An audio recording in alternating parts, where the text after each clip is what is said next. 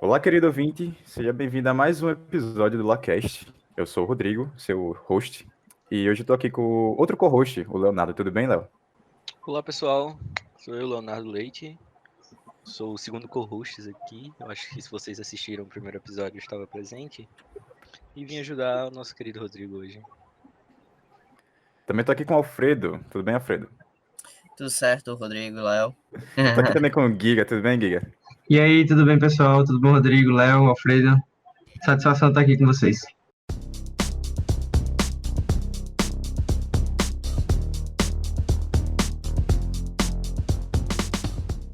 E esse episódio vai ser um episódio um pouco diferente dos anteriores. Lembrando que recentemente a gente encerrou a série da Covid com 3 episódios. O primeiro falando sobre o I3E, que foi um dos grupos que faltou no primeiro episódio que a gente apresentou o IC. A gente falou sobre a produção dos face shields e outras tecnologias.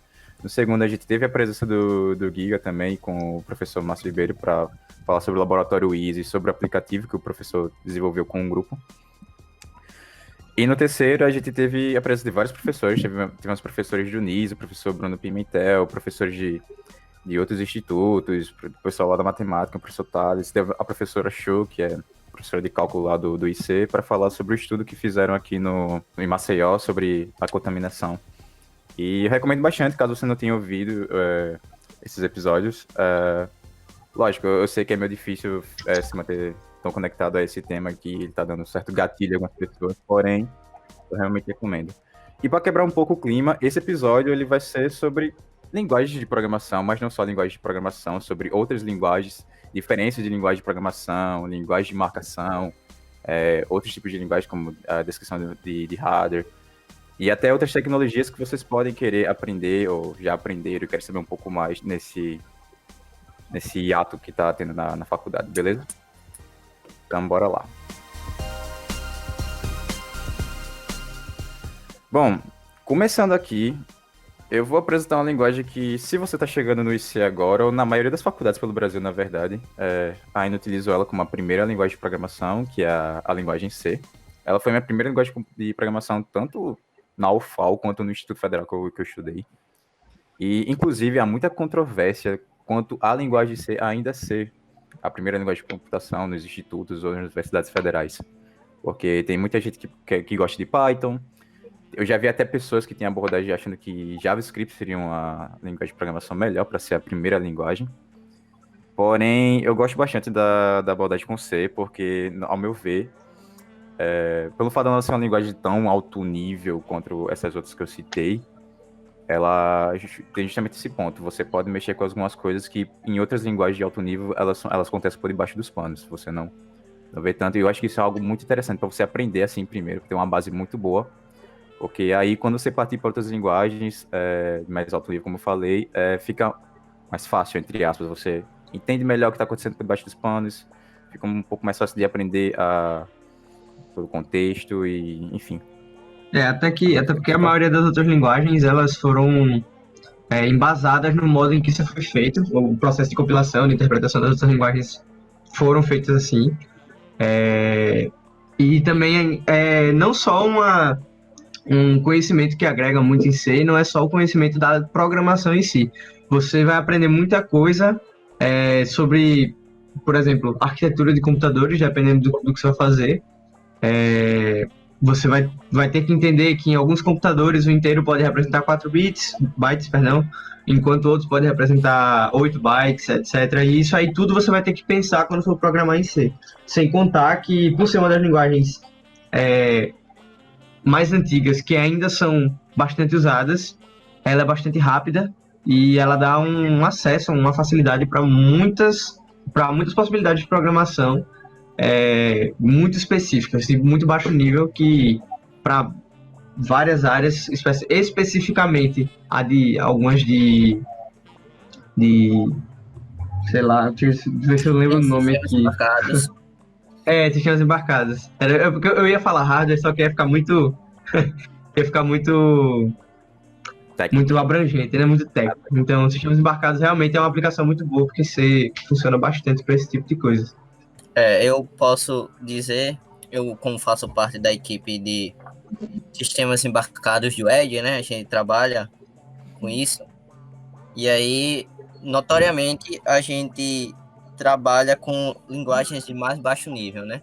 E aí, normalmente a gente trabalha com C, às vezes chega de C++, e a gente faz alguns scripts em Python para fazer testes, né?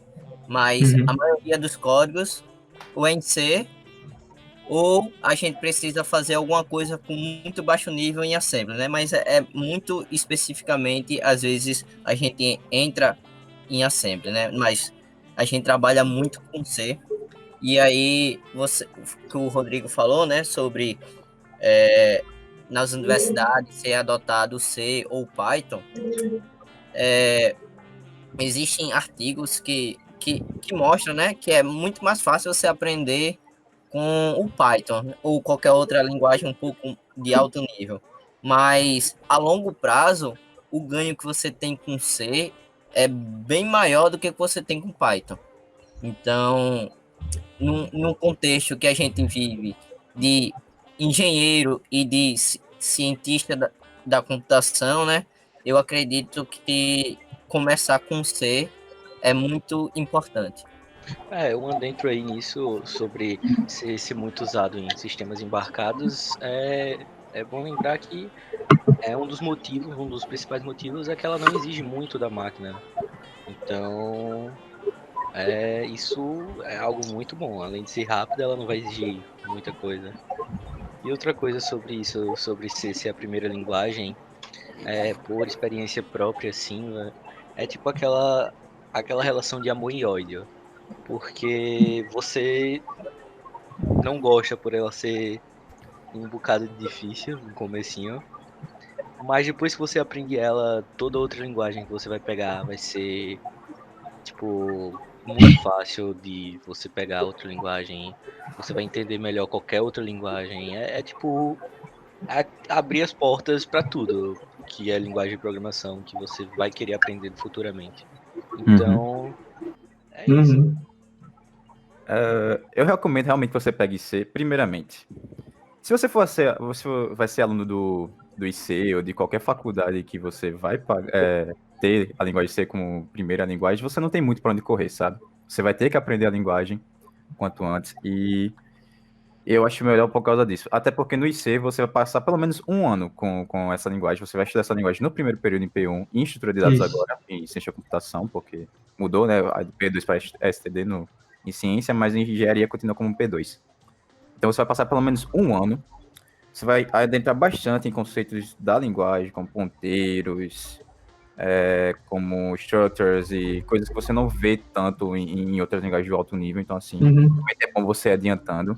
Principalmente se você é de ciência da computação, lógico, se você for de engenharia, não é você é de engenharia, você não vai estudar isso, até porque eles passam isso. Mas eu recomendo que você vai estudando recursão com C mesmo, porque é um spoiler já do curso, o professor William, ele fala bastante isso no curso de ciência, então, tipo, lá quando você começar a estudar programação, você vai ver que existe uma coisa chamada laço de repetição e em ciência da computação você não utiliza isso nas primeiras provas, você não pode utilizar, você tem que utilizar recursão, porque a recursão é um conceito que realmente ele existe até na natureza, a gente poderia assim dizer, mas ele é muito aplicado em diversos problemas da computação e pessoas que não têm certa familiaridade com isso não conseguem aplicar tão bem, e você vai precisar disso no segundo período de estrutura de dados bastante, entende? É verdade, e ainda acontece, tipo, muito de outras universidades estarem usando, universidades e institutos estarem usando. Um exemplo disso é o IFAL. Eles estavam, pelo menos há um tempo atrás, eu não sei se ainda estão, mas eu tenho conhecimento que pelo menos há um ano atrás eles estavam usando Python em estrutura de dados. E eu acho que meio que perde o sentido de você fazer isso, porque a lógica de você usar C em estrutura de dados é você ter uma noção do que você pode fazer com todas as estruturas e entender como elas funcionam, porque o entendimento de como elas funcionam vai dar uma liberdade de você utilizar as próprias ideias das estruturas de dados para resolver outros problemas que você está precisando no meio computacional. Por exemplo, às vezes você pode dizer que você ainda pode precisar que no Python a estrutura funciona de tal maneira, mas eu queria fazer uma pequena mudança ali. Aí se você não sabe como implementar, você nunca vai fazer essa mudança. Isso é verdade. Porque, às vezes, por exemplo, você tá querendo fazer, sei lá, uma fila. Só que a fila, é um exemplo, eu não sei nem se acontece assim, mas acho que não. Mas a fila do Python, ela é, sei lá, reversa, um exemplo. Nem é assim, na verdade, eu acho, mas é uma fila reversa. Ao invés de você entrar no final, ela entra no começo, tá ligado? Sem prioridade nenhuma, sem ordem nenhuma, só desse jeito mesmo. Como é que eu faço pra mudar? E aí, como é que eu vou ter essa lógica de como é que eu faço pra agora o cara, ao invés de começar ser enfileirado na frente, vai pro final agora? E aí você ter esse contato com o C na parte das estruturas é muito importante. Porque, como o Alfredinho disse, você vai querer implementar alguma coisa nova eventualmente e você vai ter esse conhecimento de conseguir mudar. Já que em outras linguagens você não tem tanto acesso a recursos como você disponibiliza para você, você não vai ter essa capacidade de mudar. E tem outras coisas particulares de C, por exemplo, C é uma linguagem tipada, enquanto JavaScript e Python não são. Eu acho muito importante você começar estudando por linguagem tipada, você ter como posso dizer, essas restrições assim, iniciais, porque, como eu falei, eu pego muito pelo lado que é bom você ter uma certa dificuldade, um certo desafio no início para aprender algo, para aprender uma linguagem, porque quando você for pegar outras questões que estão utilizando no momento, vai ser bem mais fácil. Lógico, toda linguagem vai ter suas diferenças, seja na questão dos paradigmas, inclusive é bom a gente falar sobre os paradigmas, que o paradigma que a gente utiliza mais em C aqui é o procedural. E se você não sabe o que é isso, explicando rapidamente, existem várias formas de programar, e a gente pode dizer que isso são os paradigmas, e o que você aprende primeiramente, geralmente que você está aprendendo a programar, é o paradigma procedural, que é um paradigma imperativo, você está literalmente dando ali ordens para o que o seu programa deve fazer, e tudo está muito conectado, porém não é nem sempre o recomendado dependendo dos contextos, e é por isso que existem outros paradigmas. O que eu mais conheço, que o pessoal mais cita, é o paradigma procedural, orientado a objetos, que você aprende lá em P3 com Java. E o funcional, que você já começa a ver em SCD mesmo, com Haskell, que é uma linguagem funcional, Prolog também. Ela é lógica, mas dá para você utilizar alguns conceitos de paradigma funcional e... Enfim, quando você está aprendendo a programar, você está aprendendo esse paradigma, mas com o decorrer do tempo é altamente recomendável que você aprenda outros e, inclusive, saia desses 3 principais, vá conhecer outros paradigmas. Só acrescentando também, Rodrigo, você tinha falado sobre recursão, né? Uhum. Atualmente, o Rodrigo Paes, que é o professor de P1 de Engenharia, e o Willy Tiengo, que é o professor de Ciências, né? De P1 também, eles estão num estudo para saber se vale a pena você inverter a ordem ou não, né? No caso, aprender primeiro recursão e depois laços de repetição, se aprende primeiro laço e depois recursão. E eu sei por mim a importância da recursão, que quando eu fui monitor, eu acho que foi o Léo, até uma das primeiras turmas que eu fui monitor de P1, chegou uma prova e a gente dizia, a partir dessa prova aqui, vocês têm que fazer tal questão com recursão. O Léo sempre ia me perturbar, eu não consigo fazer. E aí a gente foi trabalhando com calma. E até questões que não precisavam ser feitas com recursão, ele já estava fazendo com recursão para se acostumar. Foi exatamente assim, bicho. Foi aquilo, olha, você vai aprender recursão na marra, mas depois que você aprende, velho, você vai usar em qualquer questão. Porque é muito bom. Você é uma mão na roda. E eu acho que realmente aprender assim, isso no começo do curso é um avanço muito grande, sabe? Porque quando você leva aquele impacto que pegando o que é difícil, sabe? Se você quer mesmo aprender, você vai botar a cara a tapa, você vai correr atrás, você vai aprender. Aí você vê que as coisas são difíceis, mas você tá aprendendo. Você consegue ver esse avanço. Então, no futuro vai ser sempre mais fácil. É porque muitas pessoas que de repente estão chegando na faculdade e já tiveram contato com programação antes, acontece bastante. Principalmente quem vem dos institutos federais ou que simplesmente teve curiosidade em aprender, já viu o que é um laço de repetição e sabe que em alguns contextos é mais simples implementar o rastro de repetição, e quando dá de cara com a recursão, assim, primeira chega a assustar e ser um pouco confuso. Mas, com certeza, essa aplicação... Eu lembro que teve uma prova no meu período, acho que foi a segunda ou terceira prova, não lembro, de P1, que as provas são iguais, tanto para engenharia quanto para CC, ciência de computação, a gente faz no mesmo momento, e são as mesmas questões. Só que dependendo do contexto, às vezes é mais tranquilo implementar utilizando o laço de repetição, dependendo do contexto é mais tranquilo implementar utilizando recursão. E, entre aspas, parece ser injusto dependendo do contexto, porque eu lembro que eu fiz essa prova, muita gente de engenharia saiu da prova, tipo, conseguindo fazer a questão, porque fez com laço de repetição, e aparentava ser muito mais simples, enquanto muita gente de CC não conseguiu implementar a questão, porque e pegar todos os pontos, porque estava tendo justamente esse recursão. Mas é um desafio, é um obstáculo que, ao meu ver, é extremamente necessário, pelo menos nesse início.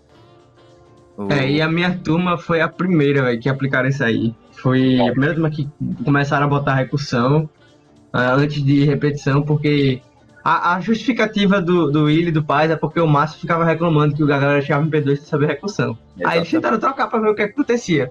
E, tipo, eu quando cheguei em P2, eu não tive dificuldade nenhuma com recursão. Tá ligado? Tipo, eu não achei, assim, a ideia de você fazer as coisas em P2, estrutura de dados, não é complexa.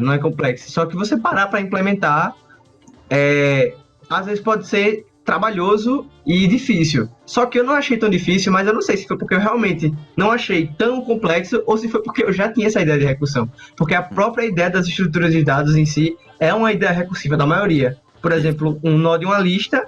O que é que faz uma lista? São vários nós apontando um para o outro. Então, a sua definição de lista é um nó que aponta para outro nó, que aponta para outro nó, que aponta para outro nó. Então, isso daí já é uma definição recursiva. E eu não tive tanta dificuldade. Eu não sei se foi realmente porque a gente começou a aprender recursivo antes do laço de repetição, ou se foi só porque eu tive uma certa facilidade nessa parte e eu me dediquei bem mais em P2 que em P1 também. Uhum. O Márcio é bastante disso. Eu já vi o Márcio citar que geralmente a galera de CC, já que o Willi que implementa esse conceito, ele chega com um pouco mais de familiaridade, apesar que ainda chega com alguns gaps e alguns outros conceitos, como ponteiros, alocação de memória, ou coisas do tipo. Mas recursão, pelo menos, é um conceito que eu acho que a maioria do pessoal do CC não chega, justamente por ver já no início do curso, do primeiro período. E apesar que tem ainda aqueles índices que, se eu não me engano, o Márcio comentou que a galera de CC que repete mais em estrutura de dados do que a galera de engenharia. Brabo, é bem pesado mesmo isso. É verdade. A gente vê tudo isso. Então, se você é de CC, estude, tenha cuidado, porque é realmente um índice real. Mas é uma matéria muito boa. Ambas são disciplinas muito boas que você vai aprender bastante nesse momento inicial e que vão utilizar a linguagem C, que é o foco disso tudo aqui, que a gente realmente acha que é o melhor para você aprender assim de início. Mas só acrescentando que a gente fala muito de linguagem, né? Mas o mais importante mesmo é você pensar como programar, né? Você dizer, eu tenho esse problema, quais são os passos que eu tenho que fazer para resolver esse problema? Aí não vai importar se vai ser recursivo, iterativo, se eu vou utilizar a linguagem A, B ou C. Claro que você utilizar uma linguagem outra vai facilitar o seu trabalho, né? Dependendo do que você estiver fazendo. Mas o mais importante é você aprender a programar. De fato. A lógica em si que a gente chama, né? A lógica de programação que você implementa, não a linguagem. Inclusive, outro ponto que eu queria tocar, a gente vai citar outras linguagens aqui, e com certeza, se você já programa, você vai ter uma favorita, etc. E o que eu vou dizer é normal você ter uma linguagem favorita, é totalmente compreensível. Recentemente eu aprendi a mexer com Python, e eu, sinceramente, me apaixonei por Python, e eu já conheci outras linguagens. Eu gosto muito de JavaScript também, tem muita coisa legal que acontece em JavaScript, apesar de eu ter minhas críticas para a linguagem. Porém, não seja um fanático. Se você está chegando agora e você vai aprender linguagem de programação, se você vai aprender, vai começar a entrar no mundo Linux, se você vai conhecer distros, se você vai começar a trabalhar com algum framework, que seja framework para web, para utilizar, sei lá, React, Angular, vai trabalhar com Data Science, vai utilizar o Pandas ou Seaborn para fazer a amostragem de seus dados. Enfim, não sejam fanáticos na computação.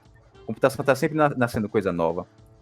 Tudo tem uma vantagem e desvantagem. Você vai aprender muito isso também em estrutura de dados com o Márcio. Tipo, ele vai mostrar que cada estrutura de dados vai ter uma vantagem, vai ter uma desvantagem.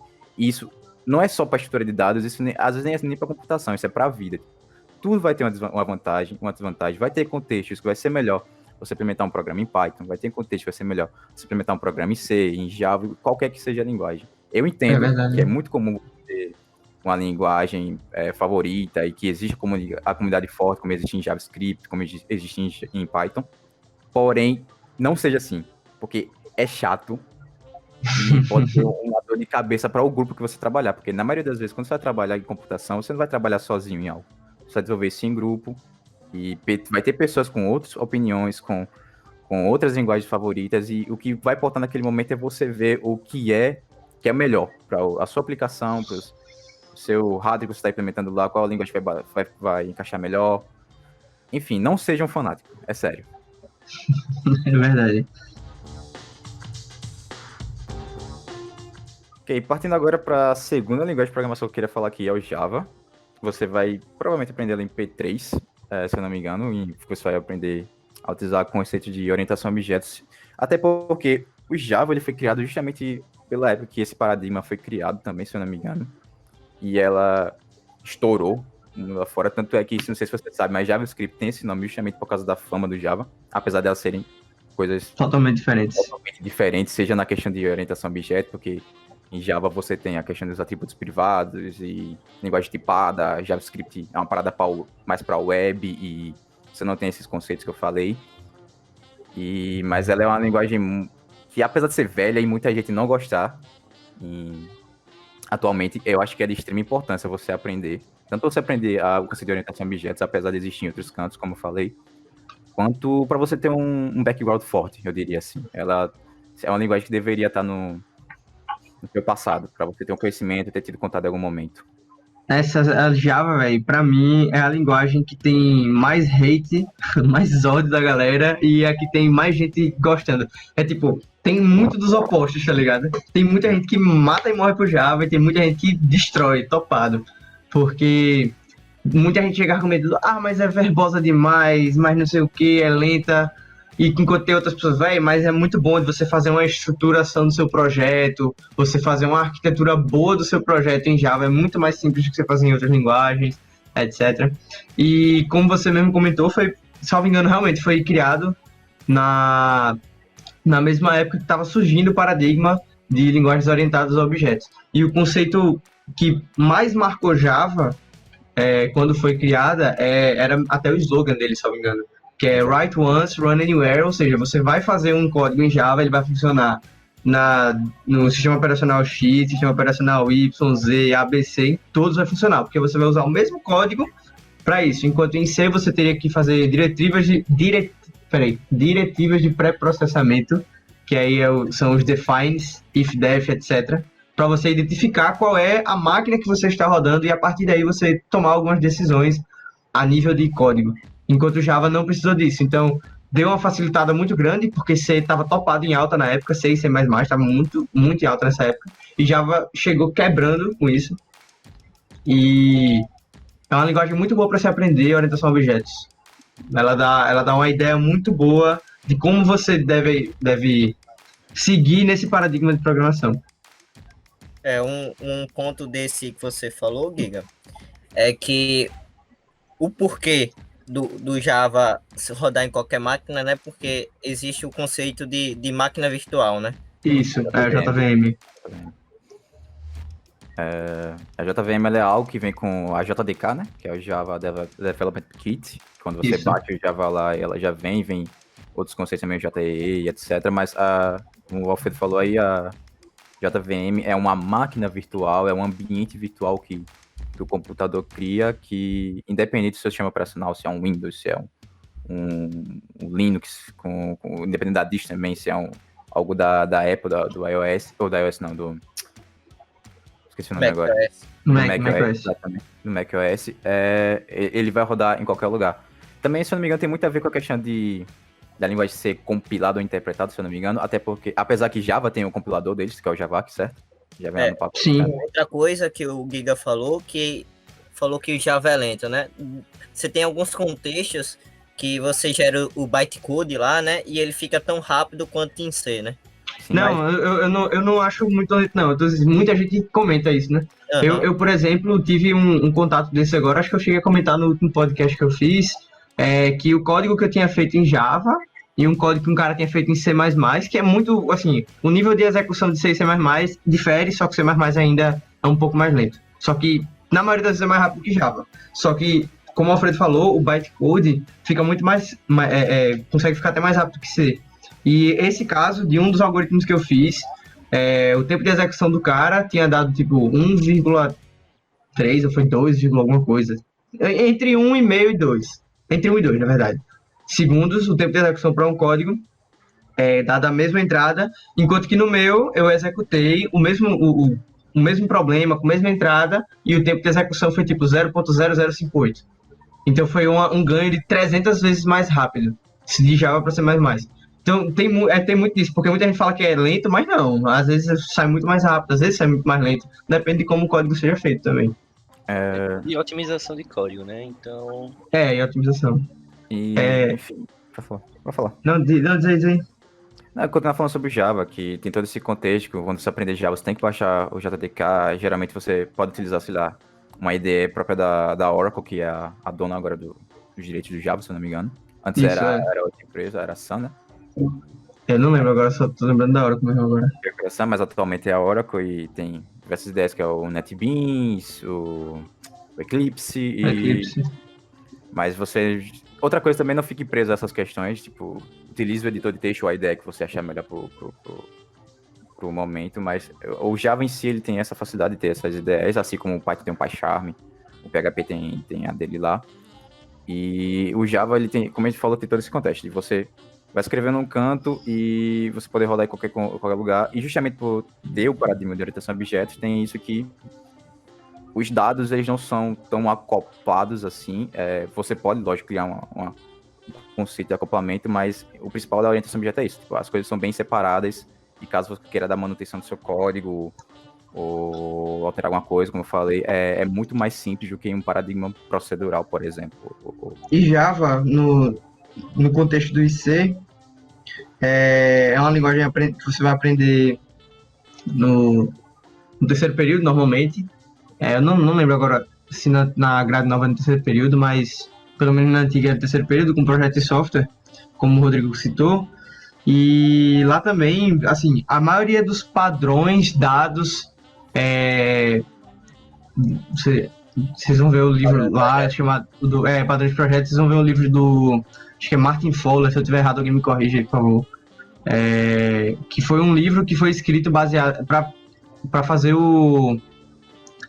a padronização de boas práticas de programação. A maioria dos programadores Java, mais antigos, né, pelo menos, eles tendem a seguir um padrão. Então, tipo, se a galera faz de um jeito X, alguém começar a puxar para o jeito Y, esses desenvolvedores que já começaram do X vão dizer, olha, por aí eu acho que você talvez desista um pouco, o código pode ficar um pouco mais lento, ou então menos legível.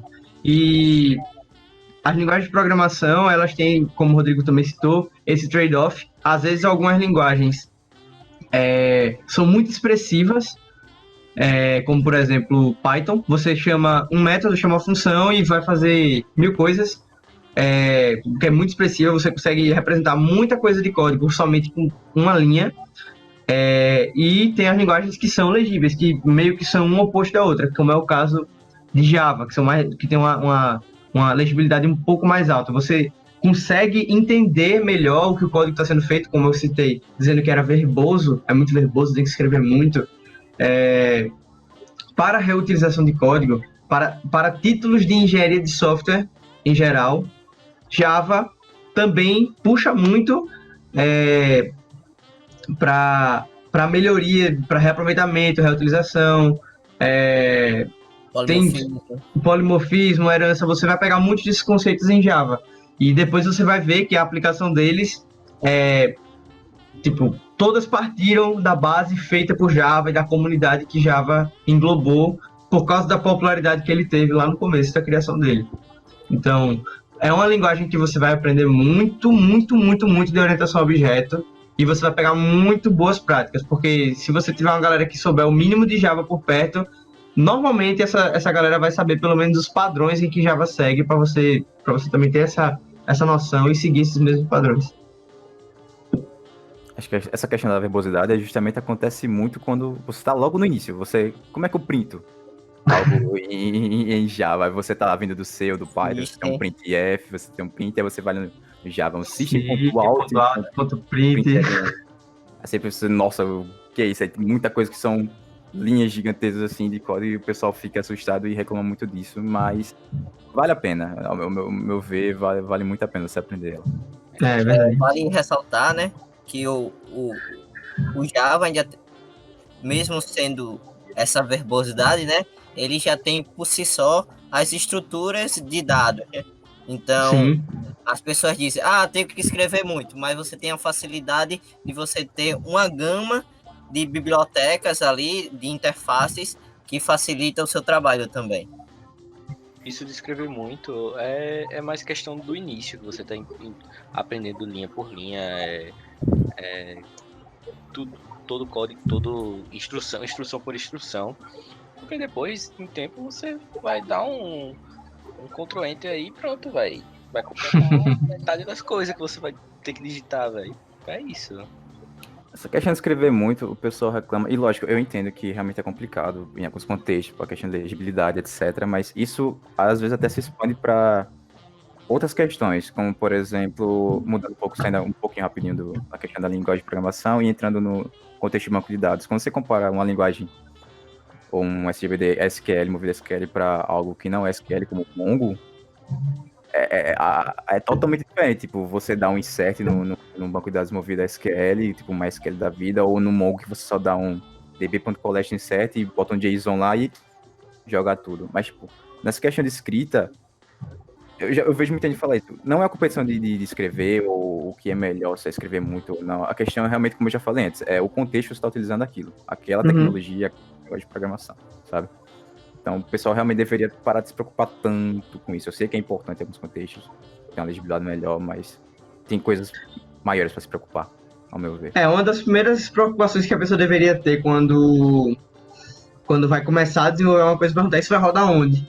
Exato. Primeiramente, né? Porque, tipo, não adianta, como o Alfredo falou, você programar em Python, sei lá, em Java, para sistemas embarcados, porque você vai gastar muita memória, você vai exigir um código que deveria ser muito mais rápido, e você fazendo essas duas linguagens, ou ainda tem outras, não necessariamente me atendo somente a Java e Python, mas como outras linguagens também que ocupam um espaço consideravelmente maior, você vai gastar muita memória, você vai gastar tempo de execução, então aí C realmente seria uma boa utilização, Assembly, C++, etc.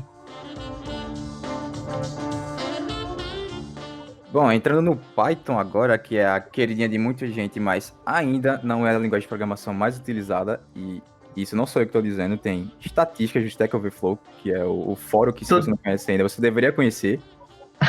Que o JavaScript dizem que nenhum programador sabe programar se o Stack Overflow estiver fora do ar, né? Então...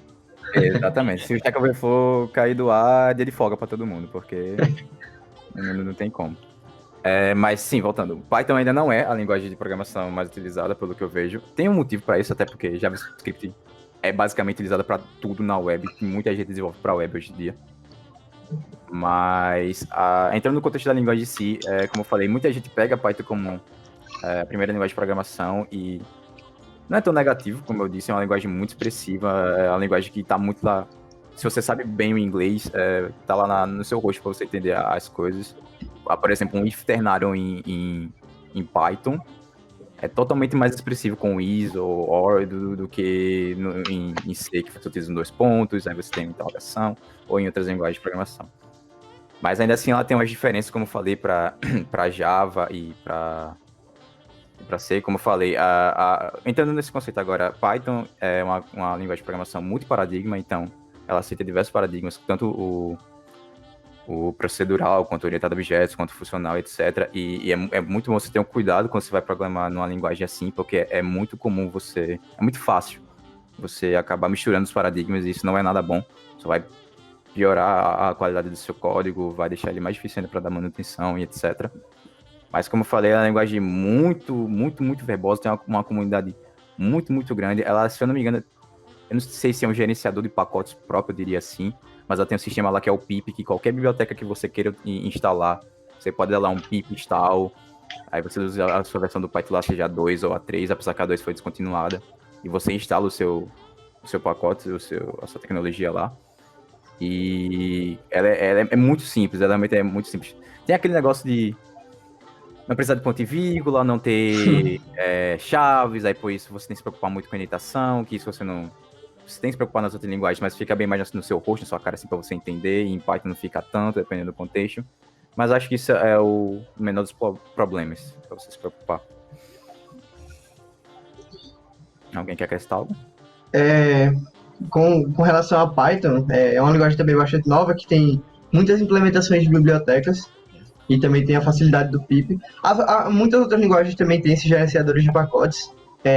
Tem, por exemplo, para o Java, não necessariamente foi feita, tipo, do Java, acho que não é posse do Java, mas tá totalmente ligado com o Java, que é o Maven, que é o gerenciador de pacotes para o Java, né, que você basicamente vai ter um XML lá, chamado .xml, e lá você vai botar várias configurações do seu projeto, ele vai buscar dependências, etc. Enfim, ele vai fazer basicamente a mesma coisa que o pip vai fazer. E Python, ele é uma linguagem, na minha opinião, aí é questão de opinião, não são fatos, né, mas são mais na minha opinião. São linguagens que Python em si, eu acho que é uma linguagem muito boa para você fazer coisas muito específicas, tá ligado? Que vão fazer só uma coisa. Eu, particularmente, não gostaria de fazer um sistema complexo em Python, porque eu não teria tanto controle, por ser uma linguagem muito expressiva, eu não teria tanto controle da forma que as coisas são executadas. Então, por exemplo, eu quero fazer um script para poder coletar os dados do site do Kaggle lá, que é um site que tem vários datasets. Eu quero fazer um script. Você vai fazer um script em Java? Pode. Mas se você for fazer em Python, vai ser mais rápido de você fazer? Vai, 1000 vezes mais rápido, porque é muito expressiva, já tem muita coisa pronta, assim como outras linguagens também tem muita coisa pronta, só que você tem uma facilidade maior de você trabalhar com Python justamente pela quantidade de coisa que você já tem ao seu dispor e pela expressividade da linguagem. Você chama lá pandas.read CSV, ele lê o CSV todinho e já tá num objetozinho lá para você trabalhar, tá ligado? Então, eu acho Python uma linguagem muito boa para coisas muito específicas, enquanto que para sistemas eu preferia muito mais fazer uma coisa em Java, enquanto que para web eu preferiria fazer uma coisa em JavaScript e etc, assim por diante. Então, é tudo a questão, como o Rodrigo falou, o contexto em que você está querendo trabalhar, o que você está querendo fazer com a linguagem. E Python realmente é a linguagem que mais tem fanboy, porque a galera, justamente, eu acho que o maior ódio das pessoas é a verbosidade, e como Python você não escreve quase nada, a galera ama Python, e pela facilidade também. A galera hoje em dia fica preguiçosa, eu incluso, nessa galera preguiçosa, e quanto menos a pessoa escreve, realmente melhor. Assim, mas é bom, vale ressaltar também que isso é bom, porém, qualidade de software é totalmente necessária e acho que é isso. Eu tô com você, Giga. É o seguinte, é que Python é aquela linguagem multiuso, você pode usar ela para muita coisa, mas para otimizar ela, eu acho, minha opinião também, é ser focada em uma única coisa, sabe? Você fazer o que for fazer com ela algo específico. E é realmente por isso que ela é muito usada. Não por isso, mas que ela tá chamando muita atenção, porque ela facilita muito as coisas aí. Como o Guia falou, já tem muita coisa pronta com ela, então é isso. Também teve o boom, né, por causa da nova moda, né, de ciências de dados, que tem o Python e o R, que tem bibliotecas de estatísticas, né, então facilita muito a vida de um estatístico que não sabe, bora colocar assim, programar tão bem quanto um cientista ou qualquer outro profissional, mais da área da computação em geral, né, tem as exceções, é claro. E aí você tem esse boom, porque é mais fácil, eu vou fazer menos, por aí vai. Mas em relação à engenharia de software, como o Giga falou, né, é uma linguagem não tipada. E aí, pense se você for fazer uma manutenção em uma linguagem assim. É. É bem complicado. Uhum. Pois é. Lembrando também, Python ultimamente eu tava lendo algumas coisas. Eu tô vendo muito Python ser citado também para desenvolvimento web usando Django, tá ligado? Sempre que eu começo a ler algumas notícias ou pesquisar algumas coisas, eu vejo o pessoal, porque desenvolvimento web não é muito minha praia. Sim. Eu vejo muita gente comentando que tá bem alta, né? Usar Uhum. o Python com Django ou Flask. Acho que é Flask. Isso, Flask.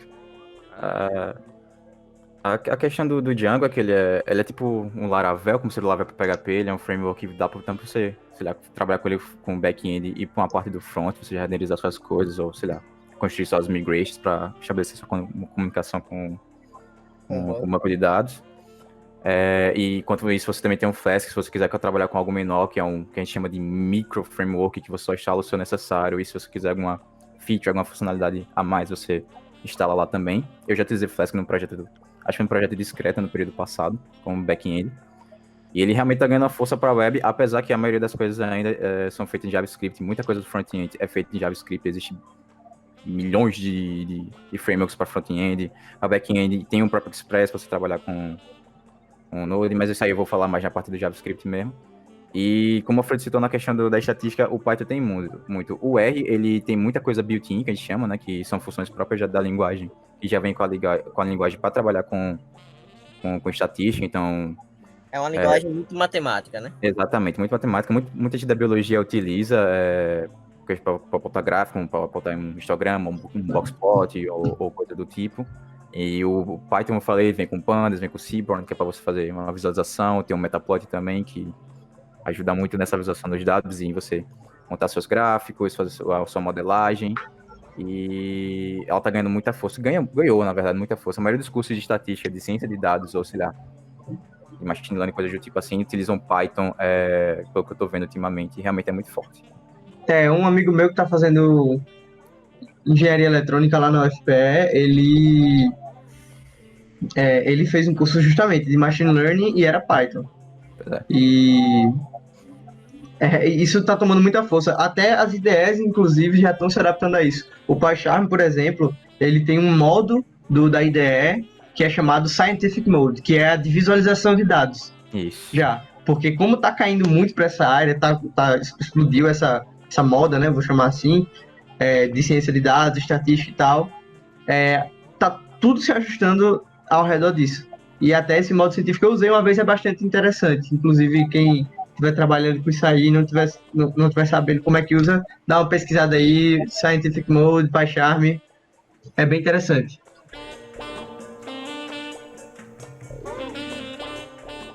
Bom, entrando no JavaScript, como eu falei, ela é a linguagem mais utilizada de acordo com o Stack Overflow ainda, mas eu acho que ela tá nesse contexto justamente por ela tá em tudo da web e tem muita coisa sendo desenvolvida o tempo todo para a web. Eu tenho as minhas ressalvas com a linguagem em si, como por exemplo a linguagem aceitar coisas absurdas como divisão por zero, ou se você quiser fazer um map para você transformar um array, uma lista lá que tá com vários elementos em strings, só que são números em strings assim, 1, 2, 1, 3, e você quiser dar um pass int para transformar todo esse array de strings inteiros, dá um erro bizarro lá, porque tem coisas de radix que é altamente do jeito que... Desculpa a palavra, mas poxa, que a linguagem foi implementada. Mas ela é muito forte e o Credo mesmo falou que na época ele estava implementando a linguagem, ele estava aprendendo muita coisa assim, tipo, de criação da linguagem de C, de fazer um compilador, como o Babel e outras coisas. E ele foi melhorando com o tempo nas versões do ECMAScript, porque o JavaScript ele é baseado no TypeScript, que tudo que você faz em JavaScript você consegue também configurar para TypeScript, mas não ocorre o oposto. Ele é muito baseado em C, e na época ele estava desenvolvendo, ele não conhecia tanto, mas ele foi melhorando com o tempo, e quase todo ano tem atualização do JavaScript, teve implementação de módulos, de padrões de projeto, de promise, de coisas assim, que são muito fortes na linguagem. E como eu falei, tem uma infinidade de frameworks. Se você, inclusive, quando fala da HTML, eu acho que eu vou entrar nesse contexto também, mas se você quer começar a programar e quer desenvolver algum projeto já assim, é bom você tentar mexer com um pouco de web, aprender um pouco da HTML, de CSS, de JavaScript, para você começar a mexer com alguns frameworks. Mas, como eu falei, ela é uma linguagem muito forte, que está muito presente na web. Inclusive, teve algo muito interessante que eu descobri recentemente, que eu fiquei impressionado.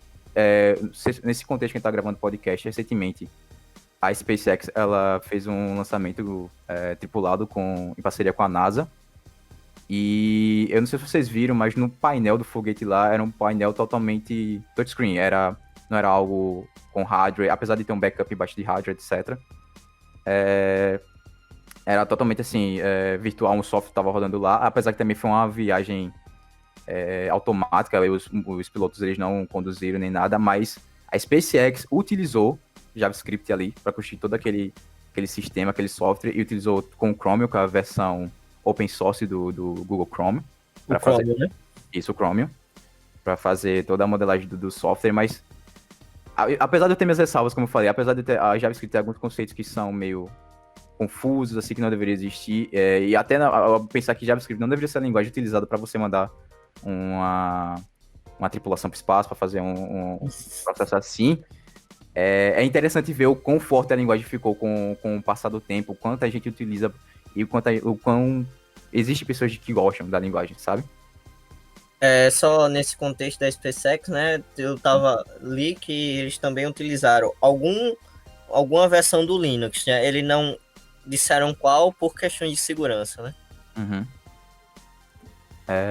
E como eu falei, tem muita coisa para web, muita coisa que eu vejo pro front, e pro back existe também, existe o principal com o próprio NPM, que é com o Node, que é o framework do Express, para você construir um back-end. Porém, eu não acho que seja a melhor opção para você construir um back-end. Existem outras tecnologias, como eu falei, existe o Python com o Django, com o Flask, existe o PHP com Laravel, existe o Ruby. Eu nunca utilizei o Ruby, mas eu sei também que tem para esses contextos de desenvolvimento web, e enfim. Java com Spring. Java com Spring, exatamente. Apesar do JavaScript ser uma linguagem muito utilizada e muito interessante para vários contextos, assim, de web, eu acho ela melhor pro front, pro back-end, assim, para outras coisas, ela não é tão bom utilizar, sabe?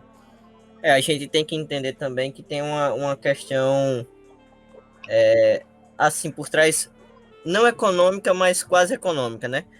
Como programar para web é uma coisa não simples, mas bem popular.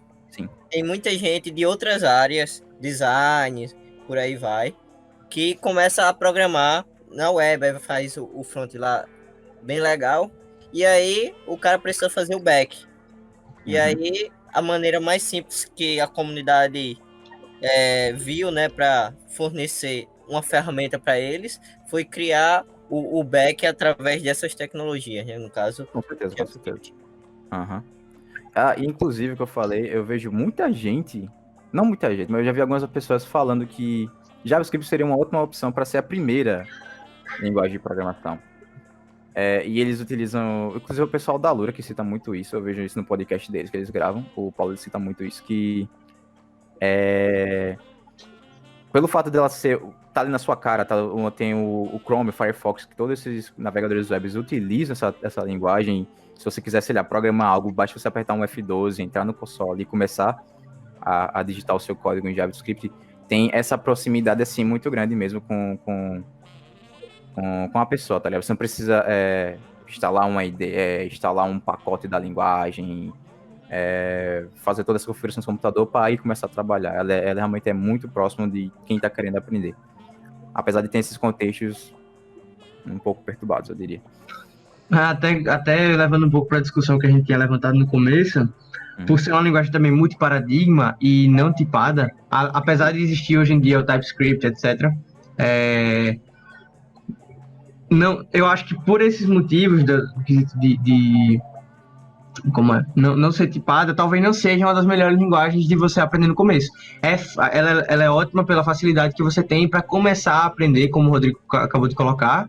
Você só abre o Firefox, só abre o Chrome, você já vai ter tudo aí que você precisa para você programar. Porém, você pode ter, não é obrigatório, mas você pode ter uma dificuldade um pouco maior por ela não ser tipada e ainda com aquela ideia de que você pode aprender coisas não só de programação, mas também da computação em si. Não que programação não seja da computação, mas como eu citei o exemplo do inteiro, você muito provavelmente não vai aprender, não vai ficar ligado com isso em JavaScript, já que é uma linguagem bastante alto nível que você utiliza para fazer N coisas. Sim, e sem falar que na questão da orientação a objetos também, ela não tem aquelas questões de atributos e métodos privados e nem nada do tipo. É verdade. Eu vejo muita gente reclamando a questão de um dos pilares da orientação a objetos, que é o encapsulamento, que é muito complicado você manter encapsulamento no JavaScript. Por causa disso, você tem que partir para a modalidade de programação defensiva, que quando você vai criar um getter para uma classe, você tem que ter cuidado no que você vai retornar nesse getter. Você aí tem que fazer a concatenação de um array vazio com um array que está na sua classe para o cara não conseguir alterar pelo próprio método e coisas do tipo. Eu vejo o pessoal falando muito disso, então pode ser um pouco complicado, principalmente se você está saindo de um paradigma para entrar no outro e você não conhece tão bem um paradigma novo. Por isso que é melhor você pegar uma abordagem como o Java. Não sei como é que funciona a orientação a objetos no PHP, mas eu vejo que tem gente que ensina também como uma linguagem para você aprender orientação a objetos. Mas é melhor utilizar essa do que, sei lá, com Python, que também não é tipada e também não tem essa questão de métodos privados ou um JavaScript do que essas outras, sabe? Para aprender um paradigma novo.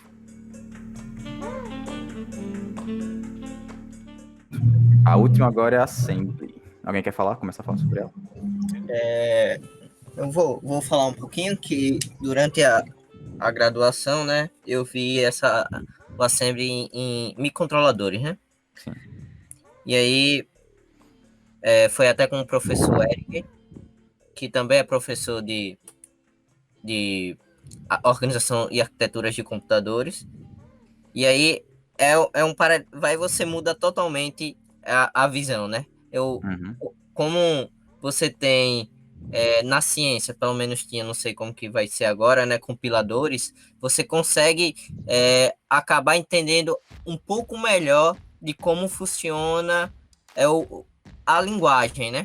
E aí, por exemplo, tem algumas questões do assembly, que é da implementação, que ele só aceita 3 parâmetros na função. Se você quiser, que aí você vai direto para o registrador, né? Que você no assembly você é uma linguagem de baixo nível, e aí você consegue modificar coisas no próprio hardware, né? E aí, quando você vai... eu vou colocar 4 parâmetros agora na função, quando ela for traduzida, né? E aí, ela não pode mais colocar os valores nos registradores, então tem que colocar numa pilha. Aí você tem alguns trade-offs, com isso você consegue identificar se você vai conseguir fazer um código mais otimizado ou não. Você aprende melhor no contexto de otimização, né? Porque não vai ser uma coisa muito... vai ser comum você desenvolver em Assembly. Mas se você precisar desenvolver, é bem complicado. Então, É bem limitado, né, as opções que você tem no desenvolvimento. Isso, você tem uma quantidade de ferramenta bem pouca e você consegue construir um mundo, né? Eu acho que isso é bem importante falar. É sem falar que ela tá lá no início da computação, ela é algo extremamente ligado ao hardware e... Eu lembro que quando eu tava aprendendo C, sempre tive muito a conversa. Qual é a diferença de um ++i, no auto-incremento, no pós-incremento com pré-incremento, do ++i pro i++, que muita gente falava isso aí no contexto de criar um for, algo do tipo. E eu lembro que eu tive até que dar uma olhada no questão de assembly, assim, porque tinha muito a ver com, antigamente, não hoje, óbvio que o compilador ele otimizou isso, mas tinha muito a ver com a questão da operação do processador lá com a linguagem de assembly utilizando. Tipo, se eu não me engano, o ++i do pré-increment era uma operação direta de assembly de adição lá no processador, enquanto o i++ era todo outro procedimento, etc. Então é muito bom você entender esses conceitos. Primeiro, se você quer trabalhar com sistemas embarcados, como a gente falou aqui, ou coisa do tipo, é bom você entender esses conceitos para você saber bem o que você está mexendo, sabe? E principalmente entender essa linguagem, se você quer ir para essa vertente da computação. Lógico, ela não é tão utilizada como... Ela é muito utilizada, você, como o Alfred falou, você cria um mundo com ela, mas ela não é tão trivial, eu diria assim, não tão simples. Até a lógica do processo de compilação é muito parecida com o de assembly. Isso. Você vai usar variáveis temporárias e vai ter todos os problemas que você, de certa forma, vai enfrentar. Todos não, né? Mas a maioria dos problemas que você vai enfrentar em assembly, você vai enfrentar quando você está fazendo um compilador, por exemplo. Você quer passar o valor de uma variável para outra, você vai ter que fazer a mesma coisinha que você vai fazer em assembly. Pega no registrador, salva, tal. E isso, de certa forma, vai ter tem um impacto na hora de você programar no quesito da quantidade de coisas que você tem que fazer para fazer uma operação muito pequena. E o pessoal de ciência da computação vê com o professor Eric em Organização e Arquitetura de Computadores uma introdução à Assembly, porque o professor ele pede para a gente desenvolver uma organização de um processador e desenvolver funções para serem executadas no processador. A gente não vai pegar uma peça de hardware e fazer o processador, é só o esquema do processador, antes que, caso alguém fique animado para isso. E aí a gente mexe... Para isso também, né? Só vale ressaltar, Giga, que são as Oi? HDLs. As HDLs. Hardware Description Language. Mas pode continuar aí. Beleza. E aí você vai mexer com a parte de assembly, você tem que pensar... basicamente, você tem que pensar como um computador, tá ligado? Para você fazer as funções. Tipo, você quer somar dois números, você quer multiplicar, o que é que você precisa para fazer isso? Quais são os requisitos que você tem para você conseguir realizar uma operação de, sei lá, dar push numa pilha, que aí já entra um pouco da parte de dados, mas dar push numa pilha, dar pop numa pilha, somar, comparar dois números para ver se eles são iguais, etc. E assim por diante.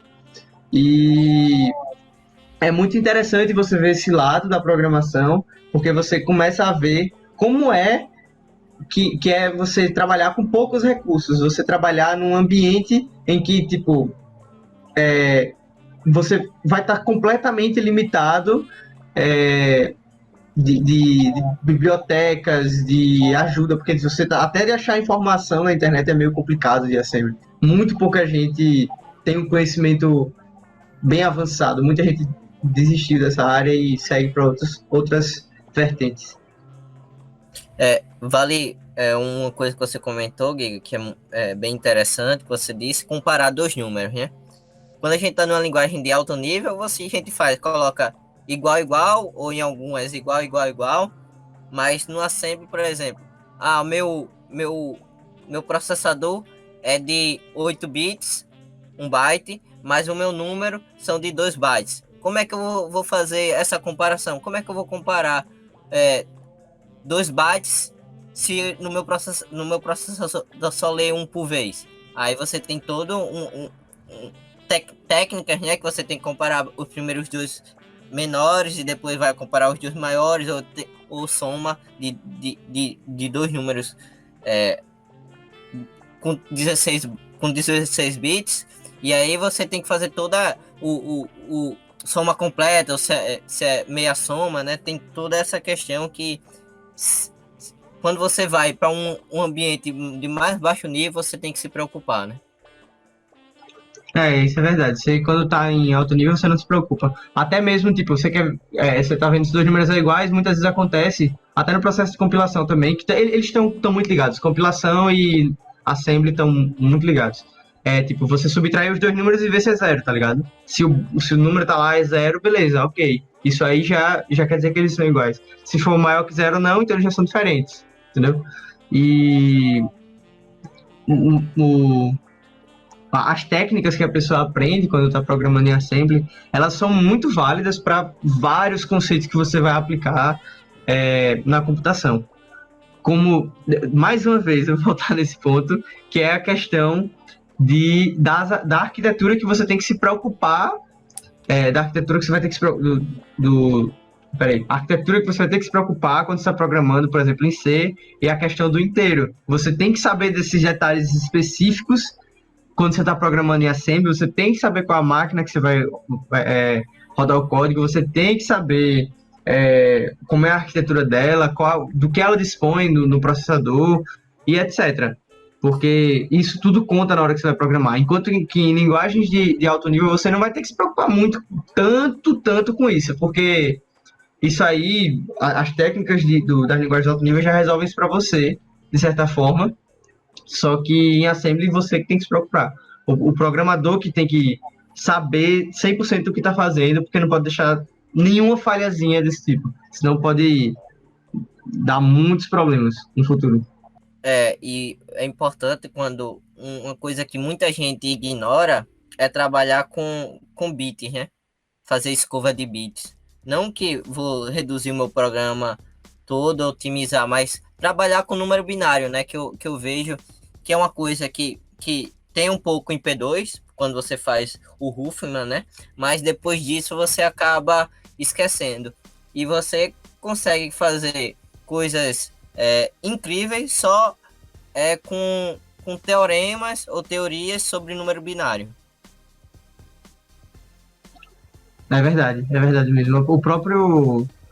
Uma coisa bem simples, assim, do dia a dia da gente, de toda criança, par ou ímpar, já envolve muito da questão de números binários, escola bits, etc. Se o número, o último bit do número for 1, ele é ímpar, senão ele é par. Isso aí já é uma dos teoremas / teorias de número binário que ajuda muito numa coisa completamente trivial do nosso dia a dia.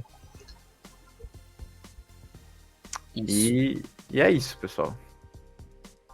Bom, se alguém tem mais alguma coisa para acrescentar, no geral? Não. Eu também não. Bom, eu queria agradecer a presença de cada um aqui, do Léo, do Giga, do Alfredo. Se vocês quiserem acrescentar alguma coisa para os ouvintes, no momento agora. Tchau, pessoal. Abraço de longe. E fiquem em casa, por favor. Fiquem em casa, que a situação ainda tá brava. A gente ainda tá na quarentena nesse período do podcast e não aparenta tá melhorando nada, sabe? Beleza. Bom, é isso. Muito obrigado, Léo. Muito obrigado, Giga. Muito obrigado, Alfredo. Valeu. Eu vejo vocês no próximo episódio, pessoal. Muito obrigado pela presença e se cuidem. Até mais.